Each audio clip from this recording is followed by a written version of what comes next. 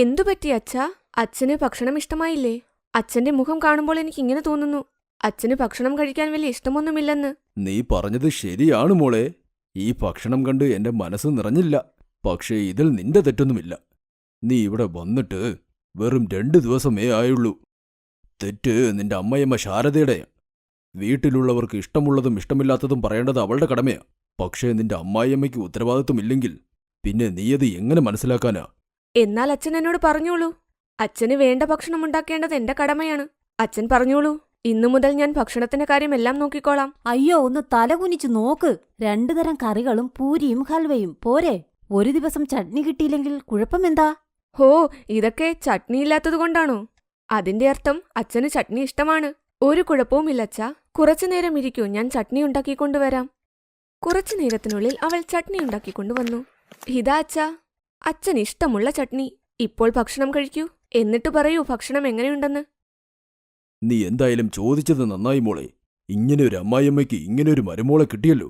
ഓഹോ അച്ഛാ, സസ്പെൻസ് കളഞ്ഞിട്ട് എന്താണ് കുറവെന്നിപ്പോൾ പറയൂ. സിമ്രൻ, ഞാൻ പറയാം കുറവെന്താണെന്ന്. അച്ഛന് മിക്സിയിൽ അരച്ച ചട്നിയല്ല, അരകല്ലിൽ അരച്ച ചട്നിയാണ് വേണ്ടത്. ഓഹോ, പക്ഷേ അരകല്ലിൽ ചട്നി അരയ്ക്കാനായി എനിക്കറിയില്ലല്ലോ. ചട്നി എന്തിലാണ് അരയ്ക്കുന്നതെന്ന് എന്ത് കാര്യമാണുള്ളത്? ഞാൻ ചട്നിയുടെ രൂപം കണ്ടു പറയും അത് മിക്സിയിൽ അരച്ചതാണോ അരകല്ലിൽ അരച്ചതാണോ എന്ന്. ഇന്നത്തെ ജനറേഷൻ ഉണ്ടല്ലോ, എല്ലാം നിങ്ങൾക്ക് മിനിറ്റുകൾക്കുള്ളിൽ വേണം. 2 മിനിറ്റിലുണ്ടാക്കാൻ ഇത് മാഗിയല്ലല്ലോ. ഇത് 2 മിനിറ്റിൽ മിക്സിയിൽ അരച്ച ചട്നിയാ. ഇന്നത്തെ കുട്ടികൾക്ക് അധ്വാനിക്കാനേ വയ്യ. അത് ശരി, ഇത് ഇന്നത്തെ കാലത്തെ കുട്ടി തന്നെ. പക്ഷേ നിങ്ങൾ പഴയ ആള് തന്നെയല്ലേ? പിന്നെ നിങ്ങൾക്കിപ്പോൾ അത്ര നിർബന്ധമാണെങ്കിൽ നിങ്ങൾ തന്നെ ചട്നി അരച്ച് കഴിക്കേ. ഹോ അമ്മേ അച്ഛാ, നിങ്ങളൊന്ന് നിർത്തൂ. ഇപ്പോൾ മരുമകൾ വന്നില്ലേ, പിന്നെന്തിനാ കുട്ടികളെപ്പോലെ വഴക്കിടുന്നത്? 25 വർഷമായി നിങ്ങളുടെ ഈ ചട്നി കഥ ഞാൻ കേൾക്കാൻ തുടങ്ങിയിട്ട്. നയന പറഞ്ഞത് ശരിയാ. ഇപ്പോൾ വീട്ടിൽ മരുമകൾ വന്നു. പക്ഷേ നിങ്ങൾ ഇപ്പോഴും എന്തിനാ ഈ ചട്നി യുദ്ധം നടത്തുന്നത്? എപ്പോൾ നോക്കിയാലും ചട്നി ചട്നി. നീ പറഞ്ഞത് ശരിയാ മോനെ. ചട്നി എന്ന് പറഞ്ഞ ഈ കിളവൻ എന്റെ ജീവൻ എടുക്കുവാ. അമ്മ മിണ്ടണ്ട, അമ്മയും കണക്കാ. അച്ഛന് ചട്നി ഇഷ്ടമാണെന്ന് അറിയാമെങ്കിൽ ഉണ്ടാക്കി കൊടുക്കണ്ടേ ചട്നി? കൊള്ളാം.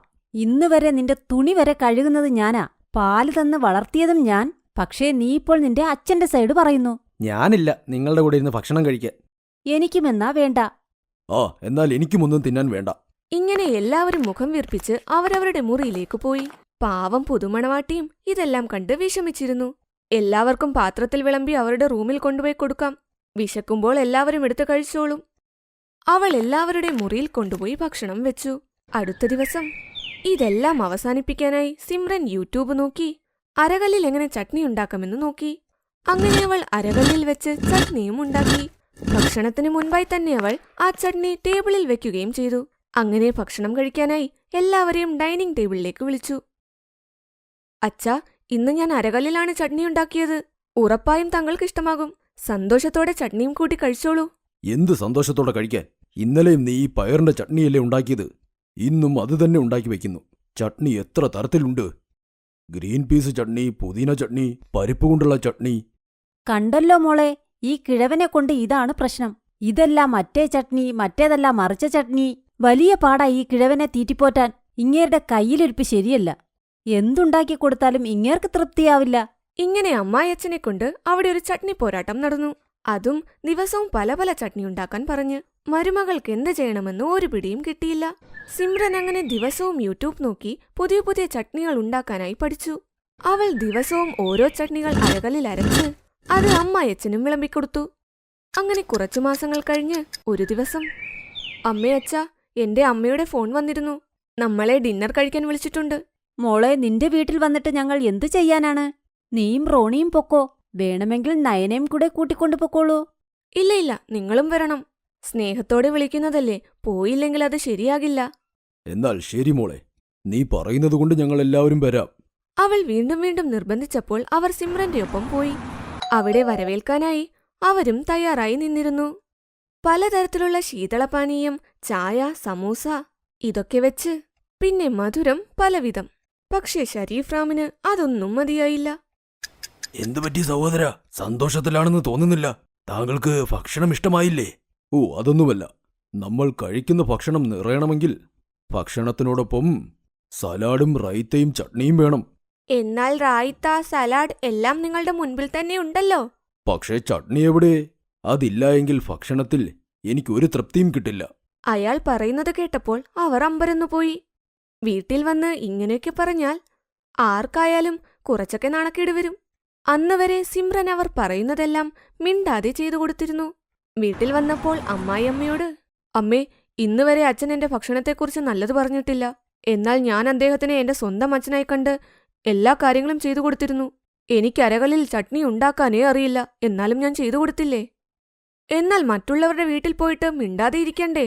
എന്റെ അച്ഛനും അമ്മയും ഒന്നും വിചാരിച്ചു കാണില്ല. പക്ഷേ അച്ഛനങ്ങനെ പറഞ്ഞപ്പോൾ എനിക്ക് നന്നായിട്ട് വിഷമം വന്നു. അയ്യോ, നിന്റെ അമ്മായി അച്ഛനും ഞാനും വർഷങ്ങളായിട്ട് ഇതു പറഞ്ഞ അടിയുണ്ടാക്കുന്നത്. പക്ഷേ എനിക്ക് തോന്നുന്നു അങ്ങേരുടെ അഹങ്കാരം മാറ്റേണ്ട സമയമായെന്ന്. പിന്നെ ഒരിക്കൽ കൂടി സിമ്രന്റെ അച്ഛനും അമ്മയും അവരെ ഡിന്നറിന് വിളിച്ചു. അന്ന് റൊട്ടിക്കൊപ്പം കറിയായി പലതരം ചട്നികൾ ഉണ്ടാക്കി. എല്ലാവരും കഴിച്ചോളൂ. തേങ്ങാ ചട്നി, കടല ചട്നി, പുതിന ചട്നി, പയറിന്റെ ചട്നി, കറിവേപ്പില ചട്നി, ഉള്ളിച്ചട്നി, പലതരത്തിലുള്ള ചട്നി താങ്കൾക്ക് വേണ്ടി ഉണ്ടാക്കിയിട്ടുണ്ട്. അതും അരകല്ലിലരച്ച്. ഇത്രയും തരം ചട്നികളോ? അന്ന് കഴിക്കാൻ വന്നപ്പോൾ പറഞ്ഞിരുന്നില്ലേ ചട്നി വേണമെന്ന്? ഇന്നതുകൊണ്ട് കറിക്ക് പകരം ചട്നിയോടൊപ്പം റൊട്ടി കഴിച്ചോളൂ. അന്ന് അയാൾക്ക് വേറെ വഴിയേയില്ലായിരുന്നു. മിണ്ടാതെ അയാൾ എല്ലാ ചട്നികളും കഴിച്ചു. അന്ന് അയാളുടെ ചട്നി പ്രിയമില്ലാതെയായി. മിണ്ടാതെ വീട്ടിലേക്കും വന്നു. എന്താ, ഇന്ന് പലതരം ചട്നി വെച്ച് കഴിച്ചപ്പോൾ നിങ്ങൾക്ക് ഭക്ഷണം തൃപ്തിയായോ? മിണ്ടരുത് നീ. ഇന്നു മുതൽ ചട്നി എന്ന വാക്കിവിടെ മിണ്ടിപ്പോകരുത്. അമ്മായിയമ്മയ്ക്കും മരുമകൾക്കും മനസ്സിലായി ചട്നി പ്രിയം മാറ്റാനുള്ള പ്ലാൻ വർക്കായെന്ന്. അവർ തമ്മിൽ തമ്മിൽ ചിരിച്ച് കണ്ണിറുക്കിയും കാണിച്ചു.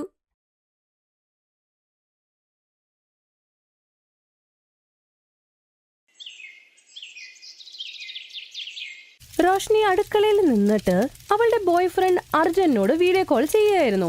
അപ്പോഴേക്കും അവളുടെ അമ്മ ഊർമിള അങ്ങോട്ട് വരും. എന്റെ ദൈവമേ, ആ കറി മുഴുവൻ കരിച്ചു വെച്ചു. ഞാൻ ഗ്യാസ് ഓഫ് ചെയ്യാൻ പറഞ്ഞു വിട്ട കൊച്ചാണ്. അവൾ എന്താ ചെയ്യണേ നോക്കിയേ. വീഡിയോ കോളും ചെയ്തോണ്ടിരിക്കുക അങ്ങോട്ട്. അയ്യോ സോറി അമ്മ, അത് ഞാൻ ഓർത്തില്ല, മറന്നുപോയി. ഞാൻ മറന്നുപോയല്ലോ. ഇപ്പൊ ശ്രദ്ധ മുഴുവൻ നിനക്ക് ആ സുമിത്രയുടെ മകൻ അർജുന്റെ മേളിലാണല്ലോ. 24 വയസ്സായി, എന്നിട്ടൊരു ഗ്ലാസ് ചായ ഉണ്ടാക്കാൻ നിനക്ക് ഇതുവരെ അറിയാമോ? കല്യാണം കഴിഞ്ഞ് പോയിട്ട് അവിടെ എന്തുണ്ടാക്കാനാ? റോഷ്നിക്ക് അയൽപക്കത്തെ അർജുനോട് പ്രണയമായിരുന്നു. അവൾക്ക് കല്യാണപ്രായമായിരുന്നു. പക്ഷെ റോഷ്നിക്ക് ആഹാരം പോലും ഉണ്ടാക്കാൻ അറിയില്ല. ഈയൊരു കാര്യം കാരണം അമ്മയ്ക്ക് ഭയങ്കര വിഷമമായിരുന്നു. എന്നാൽ അപ്പുറത്ത് അർജുൻ ചേട്ടത്തി ഉണ്ടാക്കുന്ന ഭക്ഷണത്തിലാണേൽ എന്തെങ്കിലുമൊക്കെ കുറ്റം കണ്ടുപിടിക്കും. അയ്യോ, എന്താ ഇത് ചേച്ചി? ചേച്ചി ഇന്നും ഈ പയറ് തന്നെയാണോ ഉണ്ടാക്കിയത്? എന്തിനാ ഇത്രയും വെള്ളം ചേർത്തത്? അർജുനെ, നീ ഒരു കാര്യം ചെയ്യ്. കല്യാണം കഴിച്ചേ ഒരു പെണ്ണിനെ കൊണ്ടുവാ. അവള് നിനക്കേ പാചകം ചെയ്തു തരും, അതാ നല്ലത്. സുമൻ ദേഷ്യത്തോടെ അകത്തേക്ക് പോകും.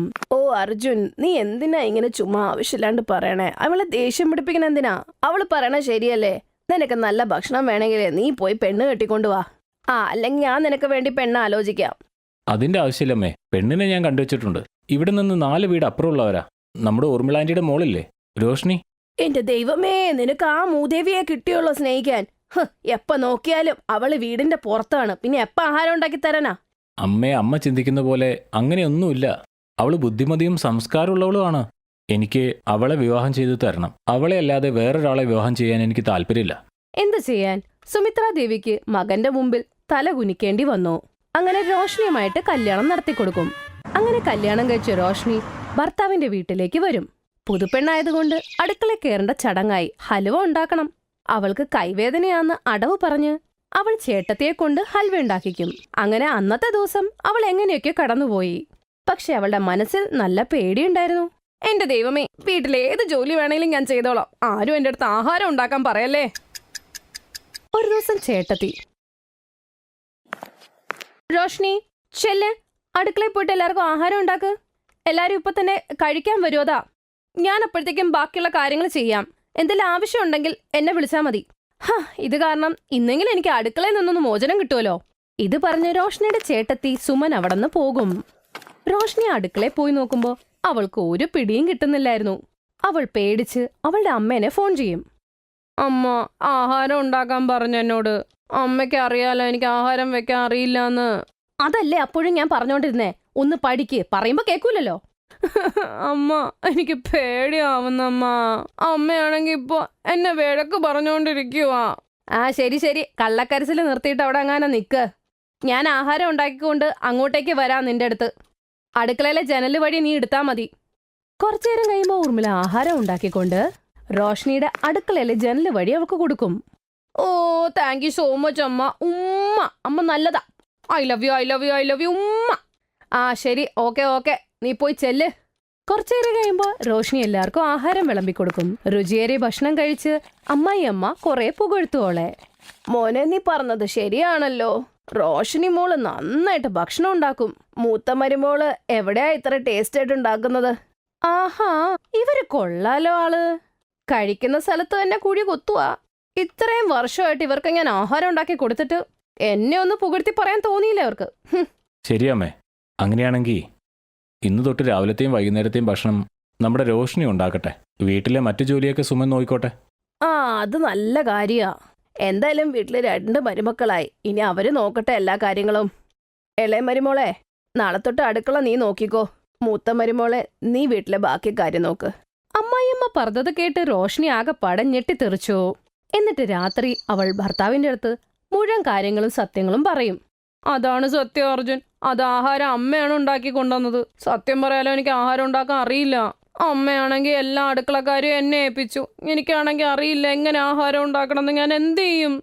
എന്റെ ദൈവമേ റോഷ്നി, നീ എന്താ ചെയ്തത്? നിനക്ക് ഭക്ഷണം ഉണ്ടാക്കാൻ അറിയില്ലായിരുന്നെങ്കിൽ പതിയെ പതിയെ പഠിച്ചുകൂടായിരുന്നു. എന്നാൽ ഇപ്പൊ ഇങ്ങനെ ചെയ്ത് നീ എന്നെ പ്രശ്നത്തിലാക്കിയിരിക്കുക. ഞാൻ വീട്ടിലുള്ള എല്ലാവരോടും നിന്നെക്കുറിച്ച് പുകഴ്ത്തുമായിരുന്നു. ഇനി എന്ത് പറയും? ഒരു ഐഡിയ ഉണ്ട്. ഞാൻ അമ്മയോട് എല്ലാ സത്യവും തുറന്നു പറയാം. അമ്മ നിന്നെ ഭക്ഷണം ഉണ്ടാക്കാൻ പഠിപ്പിച്ചോളും. അയ്യോ വേണ്ട വേണ്ട വേണ്ട വേണ്ട, അങ്ങനെ പറഞ്ഞു കഴിഞ്ഞാൽ ആ ഏട്ടിന്റെ പണിയാ. നിങ്ങൾ വിഷമിക്കണ്ട. ആഹാരം ഉണ്ടാക്കുന്നത് വരെ ഞാനേ അമ്മോട് പറയാൻ എനിക്ക് ഉണ്ടാക്കി തരാനായിട്ട്. അതെന്നും ഒരു ശീലമായി. എന്നും അർജുൻ അവളുടെ വീട്ടിൽ പോയിട്ട് അമ്മ ഉണ്ടാക്കിയ ആഹാരവും കൊണ്ടുവരും. ആരോടും ഒന്നും പറയാതെ അവൾ അത് വിളമ്പുകയും ചെയ്യും. എല്ലാരും അവളുണ്ടാക്കിയ ആഹാരത്തിനെ പുകഴ്ത്തി പറയും. റോഷ്നിക്ക് കഷ്ടപ്പെടാതെ ആഹാരവും കിട്ടും. അതുകൊണ്ട് അവൾ ഉണ്ടാക്കാൻ പോലും പഠിക്കുന്നില്ല. അവളുടെ വീട് അടുത്ത് തന്നെ ആയതുകൊണ്ട് എപ്പ തോന്നിയാലും അവളുടെ വീട്ടിലേക്ക് വരും. അങ്ങനെ അങ്ങനെ നടക്കുകയായിരുന്നു. ഒരു ദിവസം വീട്ടിൽ കുറച്ച് ഗസ്റ്റ് വരും.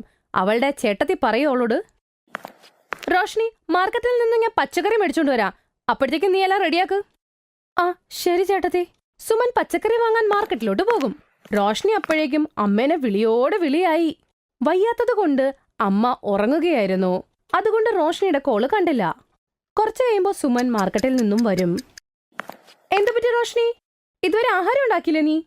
റോഷ്നി വളരെ പേടിച്ച് വിറച്ചുകൊണ്ട് കാര്യം പറയും. അത് പിന്നെ വീട്ടിലെ പച്ചക്കറി ഇല്ല, ഈ പാവയ്ക്കേ ഉള്ളൂ.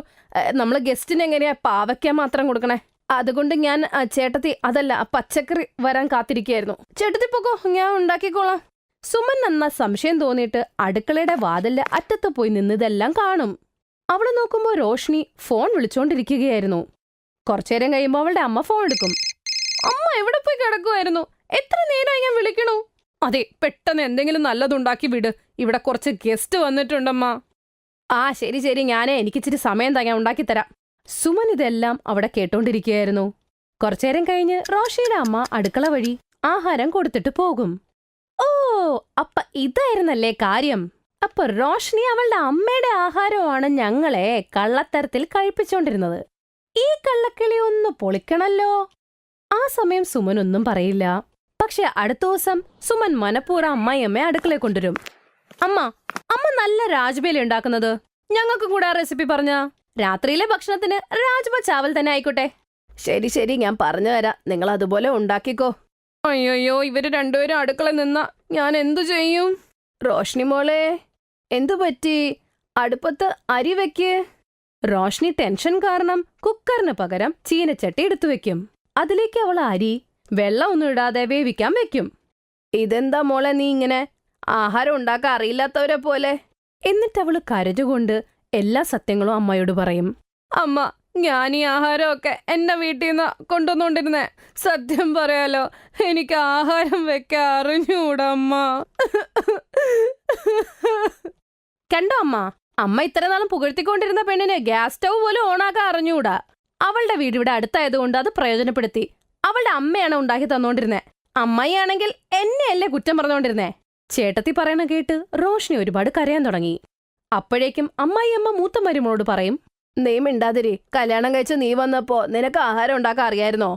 നീയും നിന്റെ വീട്ടിൽ പോയല്ലേ ആഹാരമൊക്കെ ഉണ്ടാക്കാൻ പഠിച്ചത്. റോഷ്നി മോളെ, ഇതിനിപ്പോ ഇത്ര കരയാൻ എന്താ ഉള്ളേ? ഇന്ന് തൊട്ട് രണ്ടുപേരെ ഞാൻ ആഹാരം ഉണ്ടാക്കാൻ പഠിപ്പിക്കാം. അങ്ങനെ സുമിത്ര 2 മരുമക്കളെ ആഹാരം ഉണ്ടാക്കാൻ പഠിപ്പിക്കും. കുറച്ചു ദിവസം കഴിയുമ്പോ രണ്ടുപേരും നല്ല രീതിയിൽ ആഹാരം ഉണ്ടാക്കാൻ പഠിച്ചു. Thanks for watching.